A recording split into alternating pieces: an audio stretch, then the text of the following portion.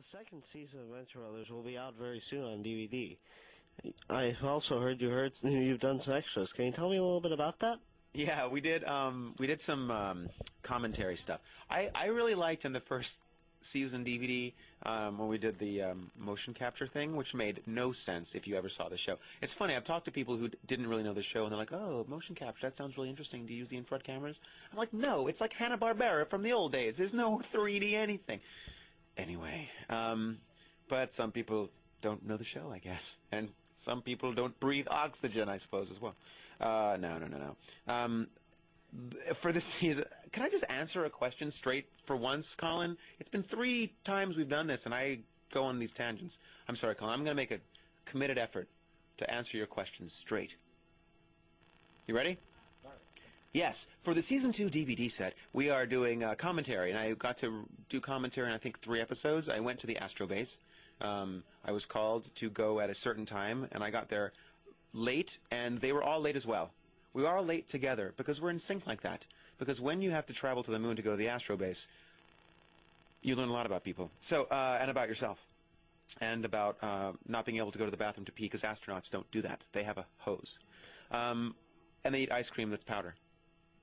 I swore I was going to give you straight answers, Colin. I'm sorry. I'm really going to try harder now. So, we did commentary. I heard after the fact that the commentary with some of the other actors was pretty kooky, and they said that they really liked mine. I was very proud because one of my goals in life is to really make Chris and Doc like me. They don't like me very much, and they're the cool kids, and I'm like, I'm at the table in the lunch hall where the cool people aren't, and I try, but they kind of shun me. So every time I have an opportunity to show them that I'm cool, I try my hardest.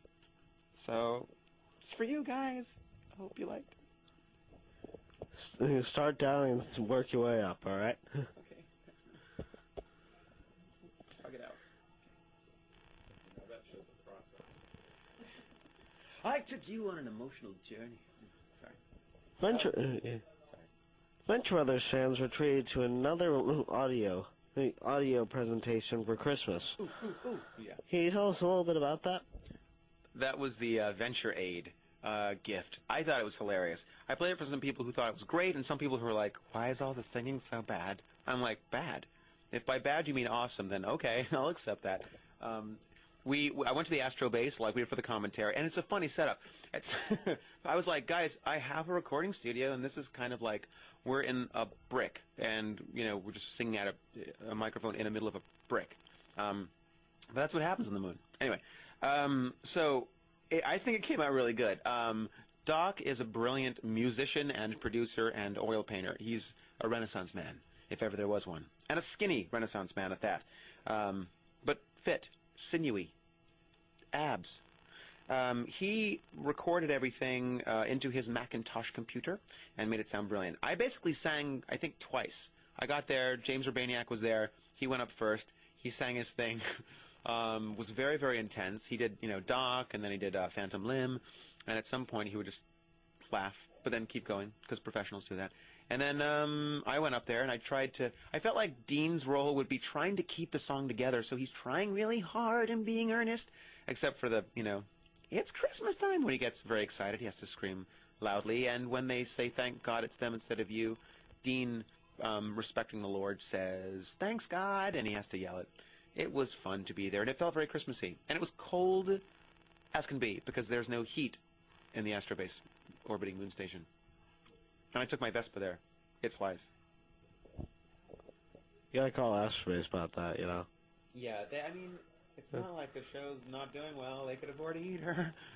But whatever. And besides, if it's orbiting the moon, wouldn't it also be close enough to the sun? Not always. I think they like to hang out on the dark side of the moon because they're kind of gothy. They did provide chips and some water. They hang out with Pink Floyd? You're too young to know about Pink Floyd. Congratulations. Well done, parents. Give yourselves a round of applause. I'm not even crediting myself enough. Yeah, well done. Yes. I don't even know who that is. I know about Britney Spears. That's all I know. Both Cartoon Network and Jackson Public have been hinting about Season 3 for Venture Brothers. Is there any truth to this rumor that you know of? When we finished season 1, we wanted a season 2, and there was no commitment from the network. And we were like, and people really, really were excited about the show. And I would always go to conventions, and people would ask, well, when's season 2 coming out? And I was like, we don't really have one yet. I mean, we want to make one, but they haven't. And there were some ideas for where it was going to go, which is why they killed the boys in the end of season 1. That was a good ender. But it really has everything to do with the network. And I, whenever I'm asked about this, and there's any group of people that talk about it, I always thank them if they're interested fans in the show, because we wouldn't have had a season 2 if they hadn't written in and said, we want to see more of the show. Because, for Cartoon Network, it's much easier and it's much cheaper just to produce things in-house. And they have a lot of shows they do in-house, Squidbillies and 12-Ounce Mouse and Bob Goes to the Mayor and all that stuff. Is they do it there at Green Street, and that's cool. So it's more of a hassle and more of an expense to do outside productions. So I think they really need to know that people really want to see it, or they're not going to bother to commit to it. So that's my answer. Hey, so there could be, but it depends on you.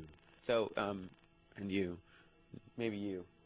So yeah, I would say I hope there are ideas for it. Just need the green light, and then bow, you won't even know what hit you.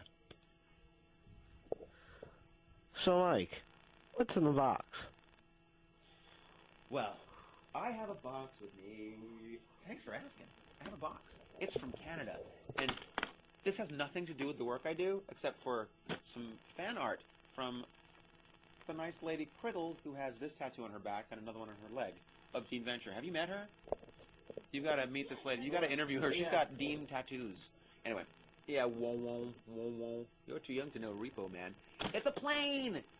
Okay, so it's called the Carbon Butterfly, and it's from this company Plantraco or Plantraco. I've only read it, never heard it said, in Canada. And it weighs less than $1 bill, and it makes a little noise when you put the battery on, which is magnetic. Click, click. And then it flies. Now, it's called the Carbon Butterfly, and because it's a butterfly, I refer to it as the Mighty Monarch, because it's mighty. Look at it. See how mighty it is? But it flies. I wonder if you can fly it in here. Do you want to try? If it's legal. Here. I'm going to throw it in the air and see if it flies. In this tiny room. All right. Here we go.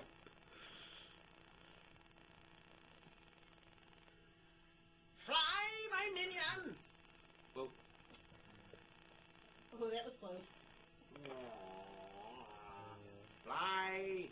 Zoom! Go ahead. Ta-da! That's what's in the box.